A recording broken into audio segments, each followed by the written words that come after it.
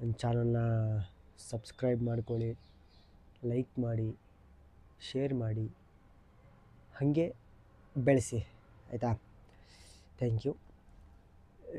ಏನಂತಂದರೆ ವಿಶೇಷ, ನಿನ್ನೆ ನಾನೊಂದು ಚಾತುರ್ಮಾಸ್ಯದ ಬತ್ತಿ ದೀಪ ಹಚ್ತಾರಲ್ಲ, ಬತ್ತಿದೊಂದು ವಿಡಿಯೋ ಮಾಡಿ ಹಾಕಿದ್ದೆ ಸುಮ್ಮನೆ ನಾರ್ಮಲಾಗಿ.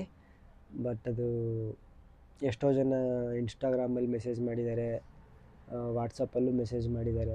ಇನ್ನೊಂದಿಷ್ಟು ಆ ಥರದ್ದು ಇದ್ದರೆ ಹೇಳಿ ಅಂತ. ದೀಪ ಹಚ್ಚೋದ್ರಿಂದ ಒಳ್ಳೆಯದಾಗತ್ತೆ ಅಂದರೆ 25 25 50 ಇದು 50 100 ಆಯಿತು. ಇವು 4 ಸೇರಿಸಿದ್ರೆ 100 ಆಯಿತು. ಮೇಲೆ